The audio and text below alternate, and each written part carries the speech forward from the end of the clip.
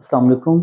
मेरा नाम है मोहम्मद वारिस नज़ीर। अच्छा, नेक्स्ट हम पढ़ते हैं chapter number 21 second year bio से है सेल साइकिल। सेकेंड ईयर की बायो से है सेल साइकिल 21 चैप्टर।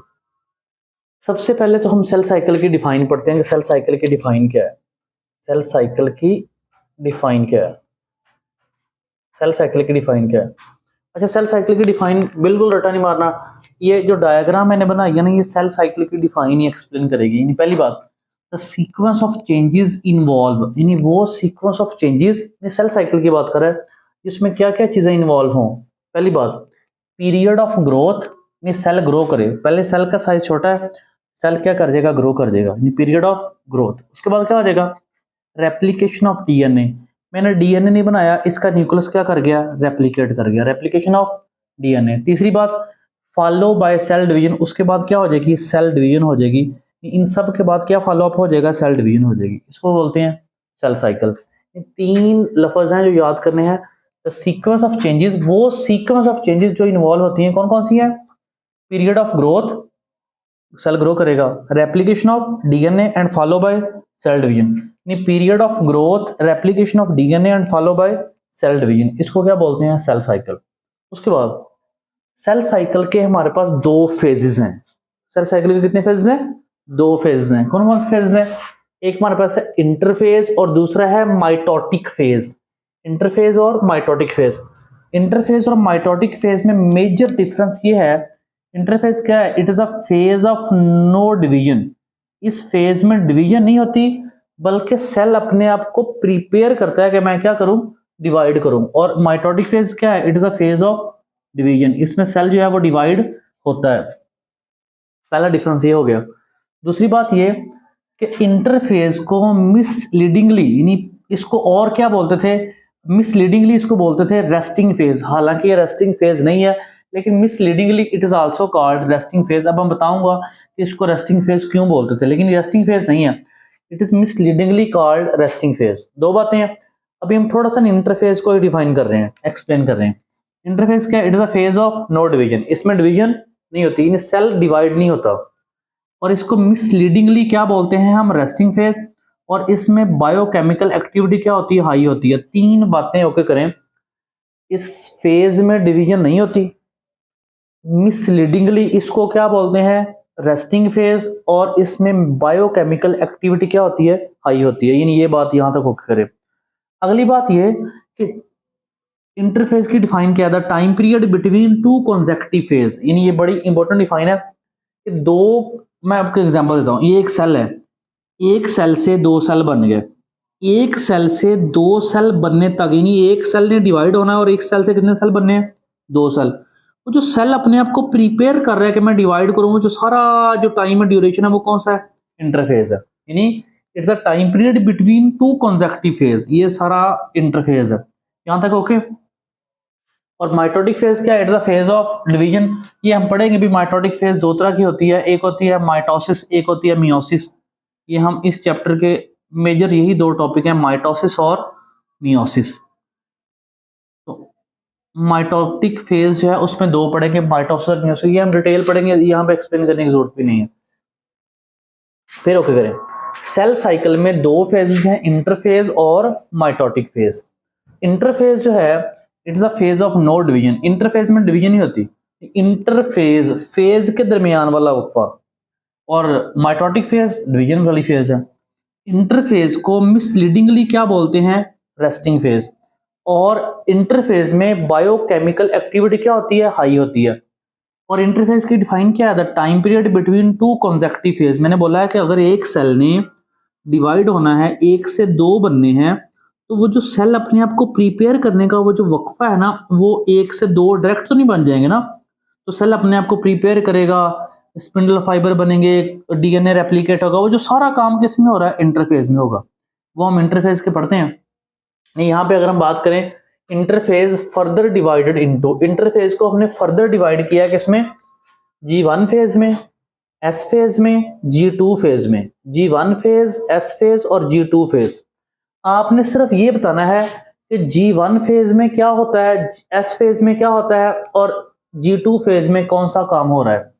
अच्छा, पहले हम बात करते हैं G1 फेज, इस फेज में क्या होता है, it is also called post mitotic phase, यानी माइटोसिस या मियोसिस, यानी सेल के डिवीजन के बाद जो फेज आती है वो कौन सी आती है, G1 फेज, यानी डिवीजन के बाद जो फेज है वो कौन सी है, माइटोटिक फेज, G1 फेज है। यानी पहला पॉइंट होगा करें, it is also called post mitotic phase, यानी ये G1 फेज और G2 फेज में मेजर डिफरेंस भी आता है कि G1 phase post mitotic phase है और G2 फेज जो है वो प्री माइटोटिक फेज है, यानी माइटोसिस या मियोसिस से जो पहले फेज है, यानी पहला जो काम होना है, पहली फेज है वो कौन सी है, G2 फेज, और उसके बाद माइटोसिस या मियोसिस के बाद, यानी सेल्स माइटोटिक फेज के बाद वाली वो कौन सी है, G1 फेज है, यानी बाद वाली G1 है और पहले वाली कौन सी है, G2 फेज, ये मेजर डिफरेंस है।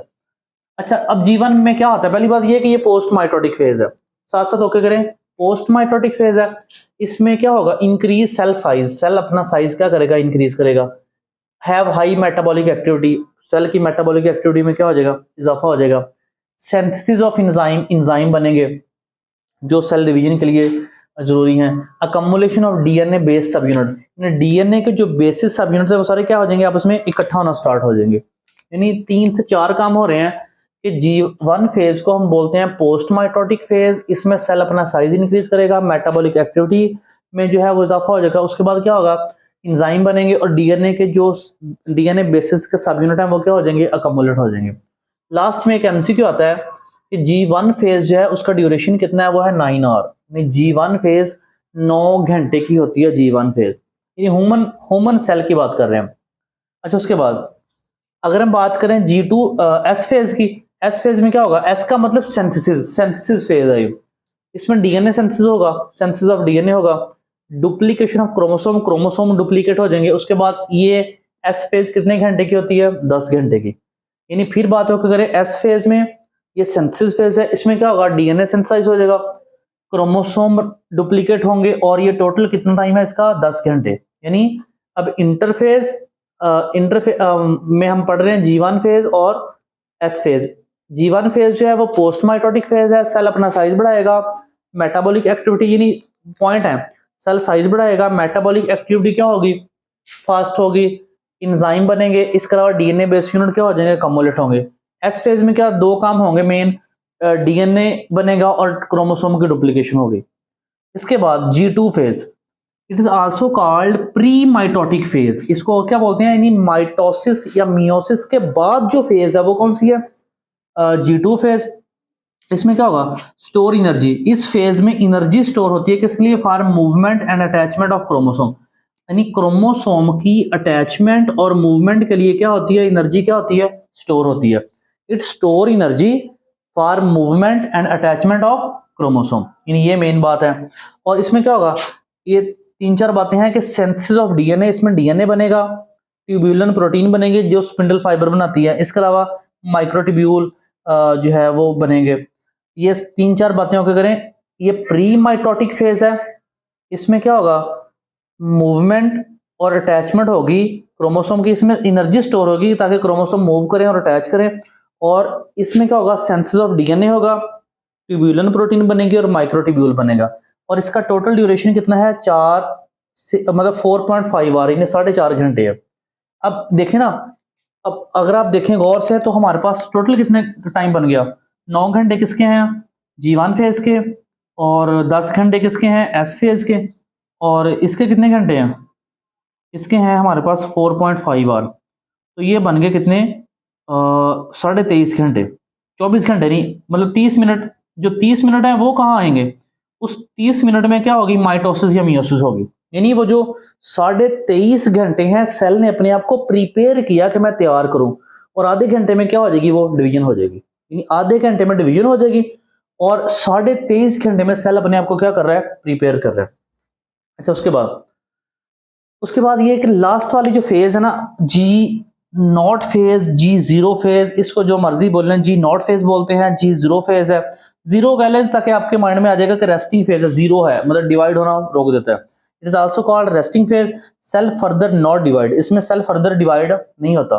अच्छा, इसमें ना बड़ी एक इंपॉर्टेंट एमसीक्यूज आते हैं कि G1 फेज में कुछ नॉट स्टे, कुछ सेल है जो इस फेज में स्टे ही नहीं करते, जो इस फेज में आते ही नहीं है, वो कौन से हैं, डाइजेस्टिव और स्किन सेल्स, डाइजेस्टिव सिस्टम के सेल और स्किन सेल G0 फेज में आते ही नहीं है। फिर कुछ सेल आते हैं जो टेम्परेरी G0 में आते हैं, उसके बाद फिर निकल जाते हैं, मतलब डिवाइड होना स्टार्ट कर देते हैं। वो कौन से हैं? किडनी और लिवर के सेल्स। फिर परमानेंट कुछ सेल ऐसे हैं जो परमानेंट G0 फेज में रहते हैं और कभी डिवाइड होते ही नहीं है। वो कौन से हैं? नर्व एंड आई सेल्स, ये हमारे नर्वस सिस्टम के सेल्स और आई के जो सेल्स हैं वो परमानेंटली किस फेज में रहते हैं? G0 फेज में रहते हैं। अच्छा, यहाँ पे ना मैंने एक पॉइंट लिखा कि नेट चेक पॉइंट क्या होता है। नेट चेक पॉइंट ये होता है कि G1 फेज के बाद S फेज होनी है, S फेज के बाद G2 फेज होनी है। अब G1 फेज जब कंप्लीट होगी उसके बाद S फेज स्टार्ट हो जाएगी। S फेज में ये सारा काम जो किया है ये कंप्लीट होगा तो G2 फेज स्टार्ट हो जाएगी। यानी इसका मतलब इसको बोलते हैं नेट चेक पॉइंट, कि ये सारा काम होगा उसके बाद थोड़ा सा काम रुक जाएगा। सेल देखेगा कि ये काम सारा मेरे जो अगला प्रोसेस उसके लिए सारा हो गया, अगर हो गया तो अगले प्रोसेस में आ जाएगा। यानी ये डिटरमाइन करेगा fate of phase according to internal makeup of cell. यानी ये सेल के इंटरनल मेकअप की बेस पर क्या करेगा? फेट ऑफ फेज को क्या करेगा? डिटरमाइन करेगा। यानी आपने इस पूरे टॉपिक को कैसे करना है? सेल साइकिल की define in the sequence of changes, जिसमें क्या होगा? Period of growth, replication of DNA follow by cell division. उसके बाद दो फेज है, इंटरफेज और माइटोटिक फेज। इंटरफेज में डिवीजन नहीं होती, माइटोटिक फेज में डिवीजन होती है। माइटोसिस और मियोसिस इसमें पढ़ते हैं। इसको मिसलीडिंगली क्या बोलते हैं? Resting phase. और इसमें मेटाबॉलिक एक्टिविटी क्या होती है? हाई होती है। वो हमने पढ़ लिया हाई क्यों होती है। और ये टाइम पीरियड है बिटवीन टू कंसेक्टिव फेज। मैंने बोला है कि अगर एक सेल ने डिवाइड होना है तो दरमियान में कौन सी फेज से गुजर के डिवाइड होगा? इंटरफेज से। फिर हमने पढ़ा है इंटरफेज को फर्दर हमने डिवाइड किया G1 फेज में, S फेज में, G2 फेज में। G1 फेज में क्या होगा? G1 फेज को पोस्ट माइटोटिक फेज बोलते हैं। इसमें सेल अपना साइज इंक्रीज करेगा, मेटाबॉलिक एक्टिविटी में इजाफा होगा, एंजाइम बनेंगे और इसके अलावा डीएनए के सब यूनिट जो है वो क्या होंगे? अकोमुलेट होंगे। एस फेज में क्या होगा? सिंथेसिस फेज है, डीएनए सिंथेसिस होगा और क्रोमोसोम की डुप्लीकेशन हो जाएगी और ये टोटल 10 घंटे का है। G2 फेज क्या होता है? इसको हम प्री माइटोटिक फेज बोलते हैं। इसमें एनर्जी स्टोर होती है किसके लिए? For movement and attachment of chromosome. इसमें डीएनए बनेगा, डीएनए इसके अलावा ट्यूबुलिन प्रोटीन बनेगी, माइक्रोट्यूब्यूल बनेगी। फिर मैंने आपको बताया कि ये टोटल ड्यूरेशन जो है वो 24 घंटे का कैसे है। अच्छा, फिर नेट चेक पॉइंट कि एक फेज कंप्लीट होने के बाद जो दूसरी फेज को स्टार्ट करने वाला पॉइंट है वो नेट चेक पॉइंट होता है। चलेंगे, अल्लाह हाफिज।